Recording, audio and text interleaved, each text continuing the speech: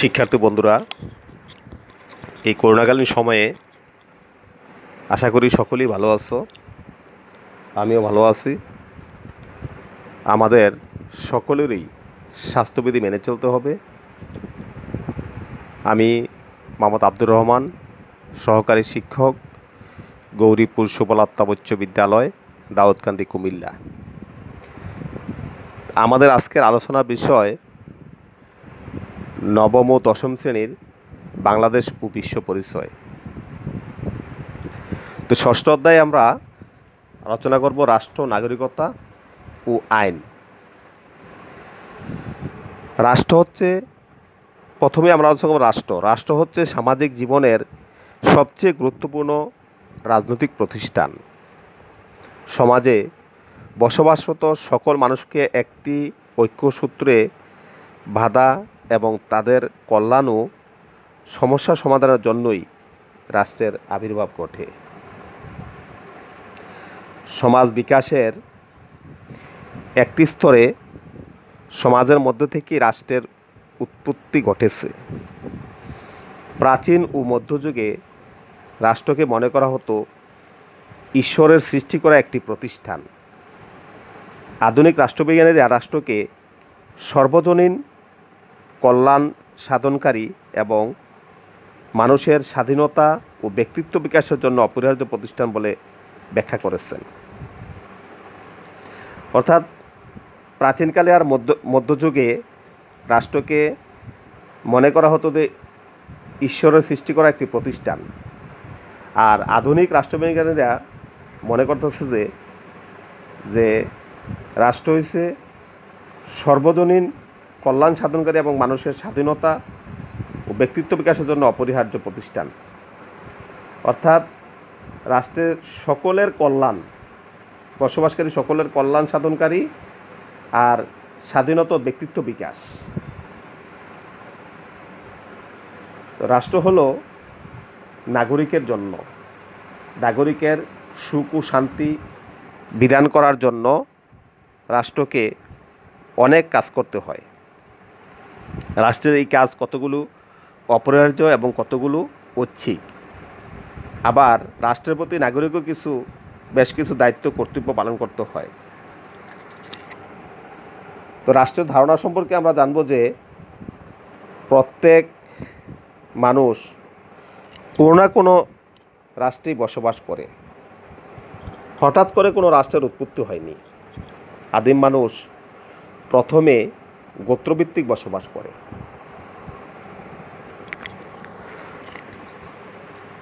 সময়ের পরিবর্তনে একসময় রাষ্ট্রের উৎপত্তি হয়। মানুষ রাষ্ট্র সৃষ্টি করে। রাষ্ট্রে বসবাসকারী প্রত্যেক নাগরিকেরই রাষ্ট্রের নিয়মকানুন মেনে চলতে হয়। রাষ্ট্রে বসবাসকারী জনগণকে ওই রাষ্ট্রের নাগরিক বলা হয়। নাগরিকদের সুন্দর সুষ্ঠুভাবে বাঁচার জন্য রাষ্ট্র অনেক কাজ করে থাকে। রাষ্ট্রবিজ্ঞানী ও রাজনৈতিক তথ্যবিদরা রাষ্ট্রকে বিভিন্নভাবে সংজ্ঞায়িত করেছেন। এরিস্টটলের মতে স্বয়ংসম্পূর্ণ জীবনের জন্য কতিপয় পরিবার ও গ্রামের সমন্বয়ে গঠিত সংগঠনই রাষ্ট্র। আবার রাষ্ট্রবিজ্ঞানী আর.এম. ম্যাকাইভারের মতে রাষ্ট্র হচ্ছে সরকার কর্তৃক প্রণীত আইন দ্বারা পরিচালিত একটি সংগঠন যার কর্তৃত্বমূলক ক্ষমতা রয়েছে এবং যার নির্দিষ্ট ভূখণ্ডে বসবাসরত অধিবাসীদের উপর বলবৎ হয়। সবচেয়ে সুস্পষ্ট ও পূর্ণাঙ্গ সংজ্ঞা দিয়েছেন অধ্যাপক গার্নার। তিনি বলেন যে রাষ্ট্র হলো বহুসংখ্যক ব্যক্তি নিয়ে গঠিত এমন এক জনসমাজ যার নির্দিষ্ট ভূখণ্ডে স্থায়ীভাবে বসবাস করে, যা বহিঃশক্তির নিয়ন্ত্রণ হতে মুক্ত এবং যাদের একটি সুসংগঠিত সরকার আছে, যে সরকারের প্রতি ওই জনসমাজ স্বভাবতই অনুগত। সুতরাং আমরা বলতে পারি যে রাষ্ট্র হলো একটি ভূখণ্ডভিত্তিক সমাজ বিশেষ, যার সংগঠিত সরকার ও জনসমষ্টি রয়েছে এবং যার নিজস্ব ভৌগোলিক এলাকার মধ্যে অন্যান্য সকল প্রতিষ্ঠানের উপর সার্বভৌম ক্ষমতা প্রতিষ্ঠিত আছে।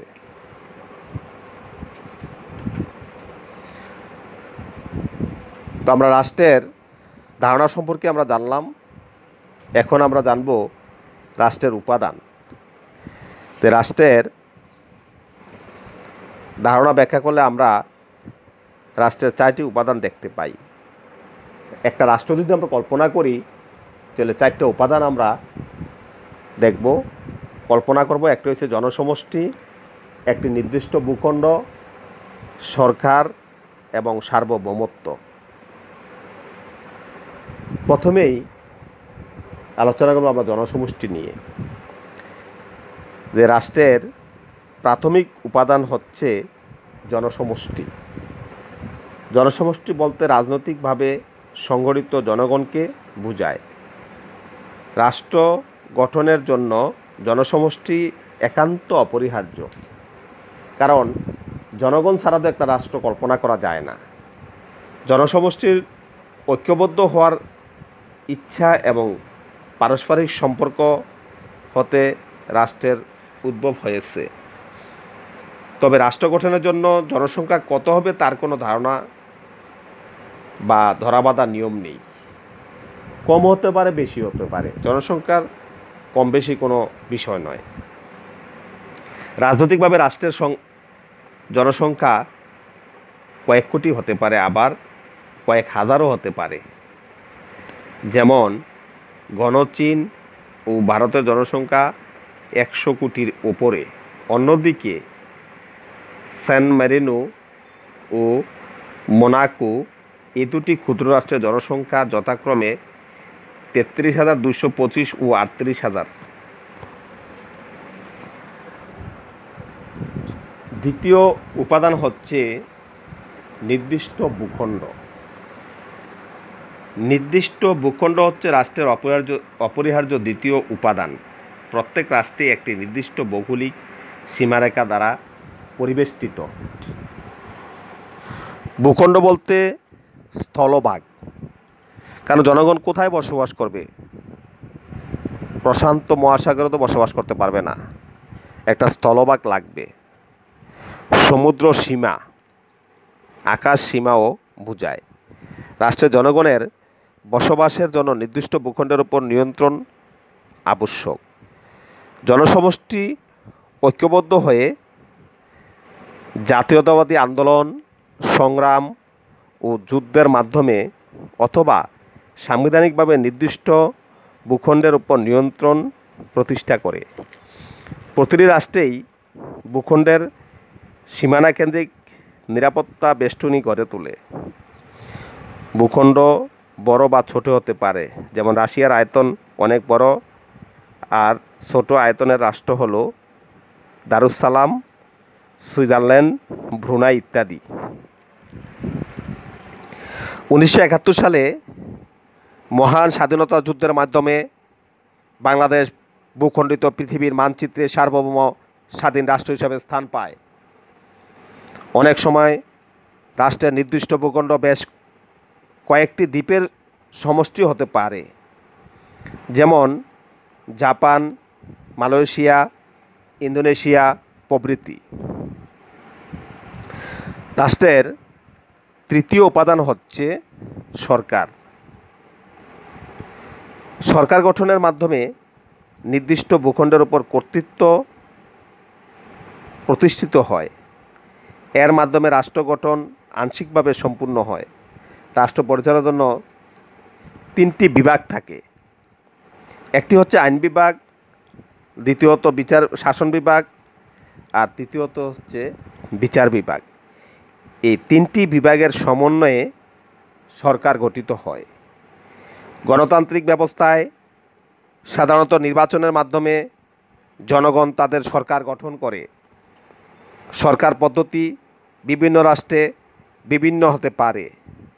সরকার বলতে ব্যাপক অর্থে শাসক গোষ্ঠীর সকলকে বোঝায়, যার প্রত্যক্ষ এবং পরোক্ষভাবে রাষ্ট্রীয় ক্ষমতা পরিচালনার অংশগ্রহণ করে, অর্থাৎ রাষ্ট্রের ক্ষমতা সরকার কর্তৃক পরিচালিত হয়।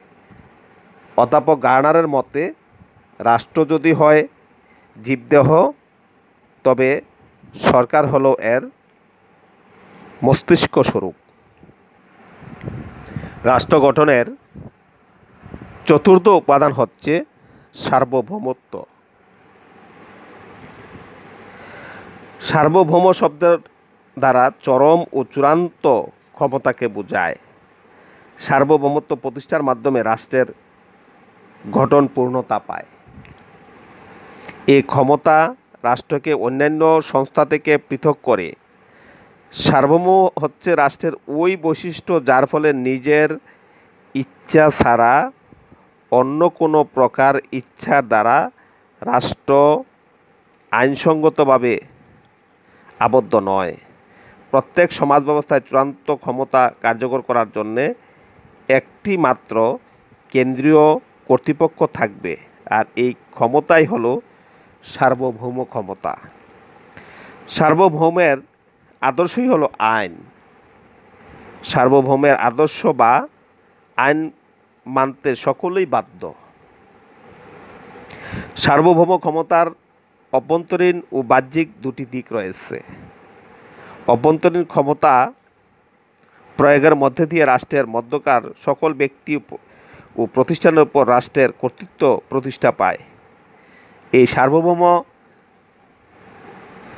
ক্ষমতার ঊর্ধ্বে কোনো কর্তৃপক্ষ নেই। বাহ্যিক সার্বভৌমত্বের অর্থ হল রাষ্ট্র আন্তর্জাতিক ক্ষেত্রে বহিঃশক্তির নিয়ন্ত্রণ ও হস্তক্ষেপ থেকে মুক্ত থাকবে। কেবল জনসমষ্টির নির্দিষ্ট ভূখণ্ড সরকার থাকা সত্ত্বেও একটি দেশে সার্বভৌমত্ব ক্ষমতা না থাকলে তা রাষ্ট্র হিসাবে বিবেচিত হয় না। যতদিন রাষ্ট্রের স্থায়িত্ব বিদ্যমান থাকে ততদিন সার্বভৌমত্বের স্থায়িত্ব থাকবে। সরকারের পরিবর্তন সার্বভৌমত্বের স্থায়িত্বকে নষ্ট করে না। সুতরাং জনসমষ্টি, নির্দিষ্ট ভূখণ্ড, সরকার এবং সার্বভৌমত্বের 4টি উপাদান নিয়ে রাষ্ট্র গঠিত হয়। এর যে কোনো একটি উপাদান না হলে রাষ্ট্র গঠিত হতে পারে না। তো রাষ্ট্রের কিছু কাজ আছে। হ্যাঁ, সমাজের অঙ্গ হিসাবে রাষ্ট্র কী কাজ করে কিংবা রাষ্ট্র কী করতে পারে আমাদের তা জানা দরকার। অর্থাৎ জনগণের জন্য রাষ্ট্র কী ধরনের সেবা প্রদান করে এবং এর সামর্থ্য কতটুকু, এই পাঠ থেকে আমরা তা জানার চেষ্টা করব। মানুষের প্রয়োজনে রাষ্ট্র গড়ে উঠেছে। মানব জীবনের সামগ্রিক কল্যাণ সাধনই রাষ্ট্রের কাজ।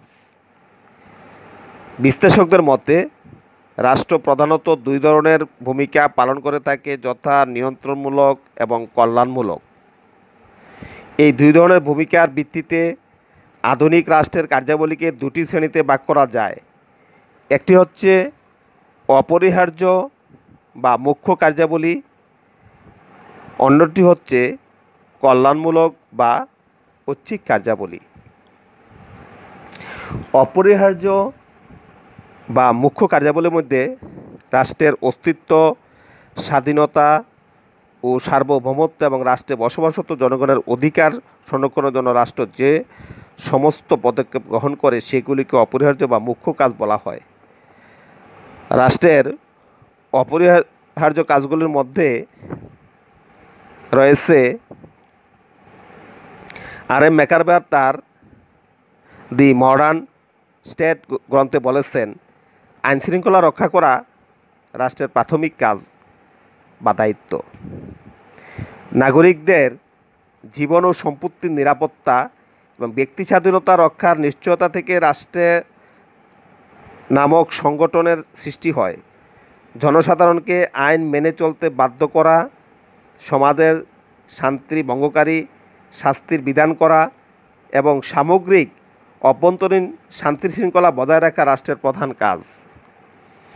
এ লক্ষ্যে রাষ্ট্র স্থানীয়, আঞ্চলিক এবং জাতীয় পর্যায়ে রাজনৈতিক কর্তৃত্ব প্রতিষ্ঠা করে থাকে। রাষ্ট্র আইনশৃঙ্খলা রক্ষার্থে পুলিশ ও অন্যান্য আধাসামরিক বাহিনী গড়ে তোলে।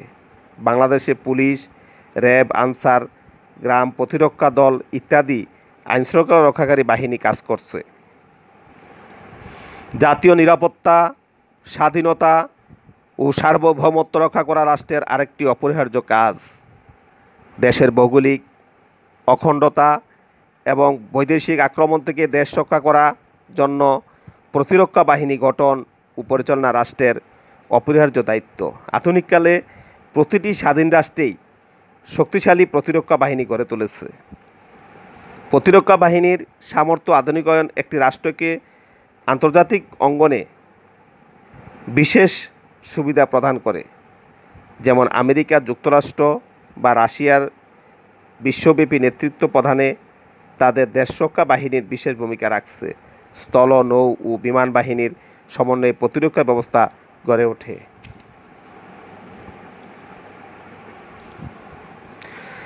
আন্তর্জাতিক অঙ্গনে রাষ্ট্রকে পরিচিত করা, রাষ্ট্রীয় ভূখণ্ডে অবস্থিত সম্পদের উপর দাবি প্রতিষ্ঠা করা, অন্যান্য রাষ্ট্রের সাথে কূটনৈতিক সম্পর্ক স্থাপন, বিভিন্ন চুক্তি সম্পাদন, আঞ্চলিক কোর্ট গঠন, বহির্বিশ্বে অর্থনৈতিক বাজার সৃষ্টি ও সম্প্রসারণ করা, বিদেশে অবস্থানরত দেশের নাগরিকদের নিরাপত্তা ও সেবা প্রদান করা ইত্যাদি হচ্ছে রাষ্ট্রের পররাষ্ট্র বিষয়ক অপরিহার্য কাজ। আবার আইন প্রণয়ন, আইনের শাসন ও ন্যায় বিচার প্রতিষ্ঠা করা রাষ্ট্রের মৌলিক কাজ। রাষ্ট্রীয় আইনসভা বা পার্লামেন্টের মাধ্যমে আইন প্রণীত হয়। দেশের প্রধান বিচারপতির নেতৃত্বে judicial council, supreme court, high court, জজ কোর্ট প্রভৃতি বিচারালয়ের মাধ্যমে দেশের সুষ্ঠু বিচার ব্যবস্থা গড়ে তোলা রাষ্ট্রের আবশ্যিক কাজের মধ্যে পড়ে। রাষ্ট্রের দৈনন্দিন কার্যাবলী সম্পাদন, নিয়ন্ত্রণ ও সুষ্ঠুভাবে পরিচালনার জন্য প্রত্যেক রাষ্ট্রে প্রশাসনিক কাঠামো গড়ে ওঠে। এই কাঠামো কর্মকর্তা কর্মচারীদের নিয়োগ, তাদের কর্মবন্টন ও নির্দেশ, কাজ তদারক এবং পরিচালনা করা রাষ্ট্রের বাধ্যতামূলক দায়িত্ব। অর্থ ও সম্পদের সুষ্ঠু ব্যবস্থাপনা এবং রাষ্ট্র পরিচালনার অর্থ সংগ্রহ ও বন্টন ব্যবস্থা গড়ে তোলা রাষ্ট্রের একটি মুখ্য কাজ। রাষ্ট্রের বিভিন্ন ধরনের কার্য সুষ্ঠুভাবে সম্পাদনের জন্য প্রচুর অর্থের প্রয়োজন রয়েছে। বিভিন্ন উৎস থেকে এই অর্থ সংগ্রহ করা রাষ্ট্রের আবশ্যিক কাজ। রাষ্ট্রের অধীন বিভিন্ন ব্যক্তি প্রতিষ্ঠান মালিকানার উপর খাজনা ও কর নির্ধারণ এবং তা আদায় করা ও সুষ্ঠুভাবে ব্যয় করা রাষ্ট্রের অন্যতম দায়িত্ব। রাষ্ট্র বাজেট প্রণয়ন, মুদ্রা প্রবর্তন ও মুদ্রা বিনিয়োগ ব্যবস্থা গণনা ও পরিমাপের একক নির্ধারণ এবং মূল্য নির্ধারণ করে থাকে। অর্থনৈতিক ব্যবস্থা পরিচালনা, মুদ্রাস্ফীতি রোধ, নিত্য প্রয়োজনীয় দ্রব্যের দাম নিয়ন্ত্রণে রাখা প্রভৃতিও রাষ্ট্রের মুখ্য কার্যাবলী। তো রাষ্ট্রের কল্যাণমূলক বা ঐচ্ছিক কার্যাবলীর মধ্যে রয়েছে, বর্তমানে প্রত্যেকটি রাষ্ট্রই কল্যাণমূলক রাষ্ট্র হিসেবে নিজেদের দাবি করে। রাজনৈতিক তত্ত্ববিদরা এখন একমত যে রাষ্ট্রের ভূমিকা শুধু আইন শৃঙ্খলা রক্ষা করা এবং কর আদায়ের মধ্যেই সীমাবদ্ধ হওয়া উচিত নয়। কর বলতে ওই যে খাজনা, ট্যাক্স, আমরা যে কর দেই, বিভিন্ন বাড়িঘর, যে কোনো কাজ করতে গেলে আমরা, যেমন জমি রেজিস্ট্রি করতে গেলে আমরা একটা কর দেই, ট্যাক্স দেই, এই ট্যাক্সকে বোঝায়। রাষ্ট্রকে অবশ্যই সমাজের সামগ্রিক উন্নতির জন্য নাগরিকের নৈতিক, সামাজিক, সাংস্কৃতিক, অর্থনৈতিক জীবনের পরিপূর্ণ বিকাশে কল্যাণমূলক ভূমিকা অবতীর্ণ হতে হবে।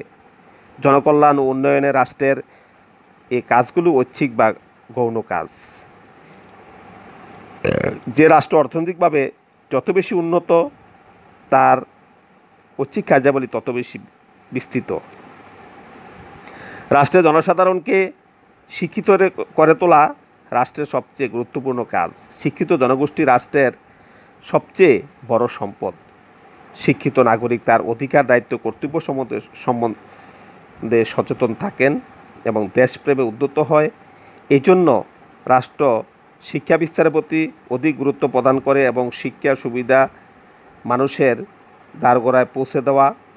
সরকার বাধ্যতামূলক প্রাথমিক শিক্ষা প্রবর্তন করে, নারী শিক্ষার গুরুত্ব, বয়স্ক শিক্ষার ব্যবস্থা করে ও নিরক্ষরতা দূরীকরণের জন্য বিভিন্ন ধরনের কার্যক্রম পরিচালনা করে। জনসাধারণের স্বাস্থ্য সুরক্ষায় এবং বিদ্যমান বিভিন্ন বৈষম্য ও কুপথা দূরীকরণে রাষ্ট্র গুরুত্বপূর্ণ সামাজিক ভূমিকা পালন করে। রাষ্ট্র তার নাগরিকের স্বাস্থ্য রক্ষা এবং অসুস্থদের স্বাস্থ্যসেবা প্রদানে হাসপাতাল, দাতব্য চিকিৎসালয়, শিশু সনদ, মাতৃমঙ্গল কেন্দ্র, পরিবার পরিকল্পনা কেন্দ্র, দেশব্যাপী অস্থায়ী হেলথ ক্যাম্পেইন প্রতিষ্ঠা প্রভৃতি পরিচালনা করে। জনস্বাস্থ্য রক্ষার বিশুদ্ধ পানীয় জলের সুব্যবস্থা, পয় নিষ্কাশন ব্যবস্থা, রোগ প্রতিরোধ ও প্রতিষেধক টিকা প্রদান প্রভৃতি সেবা রাষ্ট্র প্রদান করে। এছাড়া যৌতুক ও বর্ণ বা গোত্রপ্রথা দূরীকরণ, বাল্যবিবাহ রোধ এবং জেন্ডার সমতা প্রতিষ্ঠায় রাষ্ট্র গুরুত্বপূর্ণ ভূমিকা পালন করে। জনগণের নিত্য প্রয়োজনীয় খাদ্য ও পণ্য যেমন চাল, ডাল, আটা, ময়দা, চিনি, তেল ইত্যাদি সরবরাহ প্রক্রিয়া সচল রাখা রাষ্ট্রের গুরুত্বপূর্ণ কাজ। তদুপরি খাদ্য নিরাপত্তা জোরদার করার জন্য উৎপাদন ব্যবস্থার আধুনিকীকরণ, কৃষিতে ভর্তুকি প্রদান, সার, বীজ, কীটনাশক সরবরাহ সেচের ব্যবস্থা করা, খাদ্য গুদামজাতকরণ প্রভৃতি রাষ্ট্রের গুরুত্বপূর্ণ কাজ হিসাবে স্বীকৃত। জনসংখ্যা বৃদ্ধির কারণে খাদ্যের চাহিদা অনেক বেড়ে গেছে, তাই রাষ্ট্রকে খাদ্য নিরাপত্তা পূর্বের তুলনায় অধিক মনোযোগ দিতে হচ্ছে। বাংলাদেশে এক্ষেত্রে আশাব্যঞ্জক সাফল্য অর্জন করেছে। যে কোনো রাষ্ট্রের অর্থনৈতিক উন্নতির জন্য শিল্প বাণিজ্য উন্নয়ন ও প্রসারের সাথে সংশ্লিষ্ট রাষ্ট্রে নিত্য নতুন শিল্প গড়ে তোলা, বৃহৎ শিল্প প্রতিষ্ঠায় শিল্পপতি ব্যবসায়ীদের উৎসাহ ও ঋণ প্রদান, শিল্প জোন প্রতিষ্ঠা, ব্যবসা বাণিজ্যের প্রসার, উৎপাদিত পণ্যের বাজার সৃষ্টি ও রপ্তানির জন্য গুরুত্বপূর্ণ সহায়ক ভূমিকা পালন করা রাষ্ট্রের কাজ। আমদানি নির্ভর না হয়ে বিভিন্ন ক্ষেত্রে স্বনির্ভরতা অর্জন যে কোনো রাষ্ট্রের লক্ষ্য হওয়া উচিত। এজন্য বৈজ্ঞানিক ও প্রযুক্তিগত গবেষণার জন্য রাষ্ট্রকে অনেক বেশি নজর দিতে হয়। এছাড়া রাষ্ট্রীয় উদ্যোগে কল কারখানা স্থাপন ও পরিচালনার দায়িত্ব গ্রহণ এবং এর মাধ্যমে অধিক সংখ্যক লোকের কর্মসংস্থান সৃষ্টি রাষ্ট্রের ঐচ্ছিক কাজ। দেশের অবকাঠামোগত উন্নয়ন যেমন রাস্তাঘাট, সেতু, সড়ক, রেলপথ, নৌ চলাচল, বিমান যোগাযোগ, ডাক, তার ও টেলিযোগাযোগ এবং যোগাযোগের আধুনিক প্রযুক্তির সাথে সংযুক্ত থাকা রাষ্ট্রের গুরুত্বপূর্ণ ঐচ্ছিক কাজ। বর্তমান বিশ্বে যোগাযোগ ব্যবস্থায় ব্যাপক বিপ্লব সাধিত হয়েছে। ইন্টারনেট, নেটওয়ার্কিং ও তরঙ্গের ব্যাপক ব্যবহারের ফলে বিশ্বে পারস্পরিক যোগাযোগ অনেক বেড়ে গেছে। অভ্যন্তরীণ ও আন্তর্জাতিক যোগাযোগের ক্ষেত্রে প্রযুক্তিগত উন্নয়ন রাষ্ট্রের গুরুত্বপূর্ণ ঐচ্ছিক কাজ হিসাবে বিবেচিত হচ্ছে। সুষ্ঠু পরিবহন ও যোগাযোগ ব্যবস্থা গড়ে তোলা রাষ্ট্রের উন্নতির জন্য অপরিহার্য। জনগণের মধ্যে ঐক্য ও সম্প্রীতি বজায় রাখার জন্য রাষ্ট্রীয় ঐতিহ্য তুলে ধরা রাষ্ট্রের কাজ। জাতীয়তাবোধ সৃষ্টিতে দেশীয় শিল্প, গান বাজনা, আঞ্চলিক বৈচিত্র্য রক্ষা, লোকশিল্পের সংরক্ষণ, জাদুঘর প্রতিষ্ঠা, সাংস্কৃতিক অনুষ্ঠান আয়োজন এবং সাংস্কৃতিক বিনিময় রাষ্ট্রের গুরুত্বপূর্ণ ঐচ্ছিক কাজ। জনগণের চিত্ত বিনোদনের জন্য প্রয়োজনীয় মঞ্চ, খেলার মাঠ, পার্ক ও উদ্যান প্রতিষ্ঠা করা রাষ্ট্রের দায়িত্বের মধ্যে পড়ে। রাষ্ট্রের প্রতি গুরুত্বপূর্ণ ঐচ্ছিক কাজ হলো জনগণের স্বাধীনতা এবং অধিকার রক্ষা করা। রাষ্ট্র জনগণের মত প্রকাশের স্বাধীনতা, চলাচলের স্বাধীনতা, রাজনীতিতে অংশগ্রহণ নিশ্চিত করার জন্য সহায়ক ভূমিকা পালন করবে। এ লক্ষ্যে নির্দিষ্ট সময় অন্তর রাষ্ট্র অবাধ ও সুষ্ঠু নিরপেক্ষ নির্বাচনের আয়োজন করে। এছাড়া জনগণের রাজনৈতিক কর্মকাণ্ড পরিচালনায় পরিবেশ সৃষ্টি, সংগঠন ও রাজনৈতিক দল গঠনের স্বাধীনতা, জনগণের বিপরীতমুখী স্বার্থের মধ্যে সমন্বয় সাধন, সংখ্যালঘুদের স্বার্থ সংরক্ষণ, সমাজের দুর্নীতি প্রতিরোধ, ক্ষুদ্র নৃগোষ্ঠীর অধিকার সংরক্ষণ, শরণার্থীদের আশ্রয়দান ইত্যাদি রাষ্ট্রের ঐচ্ছিক রাজনৈতিক কাজ। সামাজিক নিরাপত্তা নিশ্চিত করার জন্য আধুনিক রাষ্ট্রসমূহ বিভিন্ন ধরনের উদ্যোগ গ্রহণ করে। রাষ্ট্র বসবাসরত দরিদ্র, বিধবা, অনাথ ও প্রতিবন্ধীদের অর্থনৈতিক এবং অন্যান্য সুবিধা প্রদান করা, বেকারদের জন্য ভাতা, বয়স্কদের জন্য বয়স্ক ভাতা, পেনশন প্রদান ইত্যাদি সামাজিক নিরাপত্তামূলক ব্যবস্থা গ্রহণ রাষ্ট্রের কল্যাণমূলক কার্যাবলী হিসাবে অন্তর্ভুক্ত। রাষ্ট্রের বিশাল কর্মী বাহিনীকে পরিচালনা করা ও সুস্থ রাখা রাষ্ট্রের ঐচ্ছিক কাজ। শ্রমিকদের স্বার্থ রক্ষার জন্য শ্রমনীতিমালা প্রণয়ন, ন্যূনতম সঠিক মজুরি ও কাজের সময় নির্ধারণ, কাজের পরিবেশ সৃষ্টি, বোনাস, ইন্স্যুরেন্স, পেনশন সুবিধা প্রদান, কর্মসংস্থান সৃষ্টি, প্রশিক্ষণের মাধ্যমে দক্ষ শ্রমিক তৈরি, কর্মরত বিদেশি শ্রমিকদের স্বার্থ রক্ষার জন্য শ্রম অফিসার নিয়োগ প্রভৃতি রাষ্ট্রের গুরুত্বপূর্ণ কাজ। এছাড়া রাষ্ট্র বিবিধ উন্নয়নমূলক ও জনহিতকর কাজ সম্পন্ন করে থাকে, যেমন কৃষি ও সেচ ব্যবস্থার উন্নয়ন, বনায়ন কর্মসূচি, প্রাকৃতিক দুর্যোগ মোকাবিলা, প্রাকৃতিক দুর্যোগ ক্ষতিগ্রস্তদের সাহায্য, পুনর্বাসন, দুর্ভিক্ষ মহামারী প্রতিরোধ, নাগরিক সুবিধা সৃষ্টি, বিদ্যুতায়ন ও জ্বালানি সরবরাহ, প্রাকৃতিক সম্পদের সুষ্ঠু ব্যবস্থাপনা, নগরায়ন, গ্রামীণ উন্নয়ন, কালোবাজারি রোধ, খাদ্যে ভেজাল প্রতিরোধ, নারী ও শিশু পাচার রোধ, অধিকার সচেতনতা সৃষ্টি ইত্যাদি বহুমাত্রিক কাজ রাষ্ট্র সম্পাদন করে থাকে। রাষ্ট্র একটি বৃহদাকার সংগঠন। প্রতিনিয়ত নতুন নতুন চ্যালেঞ্জ রাষ্ট্রকে মোকাবিলা করতে হয়। তবে সার্বিকভাবে জনগণের কল্যাণ সাধনই রাষ্ট্রের উদ্দেশ্য। জনগণের চাহিদা অনুযায়ী বিশ্বের কল্যাণকামী রাষ্ট্রের মতো বাংলাদেশের রাষ্ট্রের ঐচ্ছিক কাজের পরিধি দিন দিন ব্যাপক ও বিস্তৃত হচ্ছে। তো ধন্যবাদ সবাইকে। আগামী ক্লাসে আমরা নাগরিকের ধারণা নিয়ে আলোচনা করব।